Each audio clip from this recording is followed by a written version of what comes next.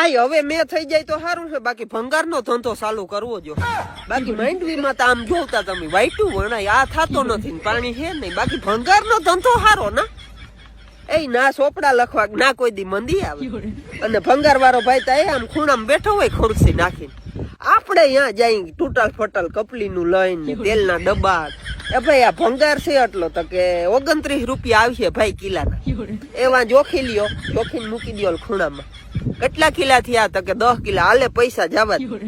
હા તાતા કોક વરી બીજો આમથી રખડતો રખડતો આપડા જેવો આવે. હવે નવી નથી લેવી ભાઈ, અવાર જીરી એકતા હે ને મેં થયો નથી. જૂની આ ભંગાર વાળા આગળથી લઈ ત્યાંથી જૂની કપલી નું બાકિયાન લેવા જાય એટલે એમ કે ઓલ ખૂણામાં પડ્યું એમાંથી ગોતી લે હલામ્યું હોય તો. એટલે આપણે એમ કહીને ભાઈ એમાંથી 2 વાગ્યા ને 1 કપલી જડી તો કે આ 150 રૂપિયા લાવો. બોલો કઈ ઉપાધિ, બેઠા બેઠા પૈસા બને લ્યો. એટલે ભંગાર નો ધંધો આમ સારો ને. એ આપણે અટાણી વાક્યાન કપલી નું લઈને આમ હેઠે હેઠે રખડી, એથી તૂટલ લઈને રખડ્યું, આપણું શું જાય બીજું.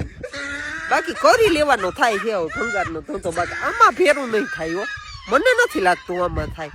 મરી ગયા હા ભાઈ હવે મેં થઈ જાય તો સારું છે, બાકી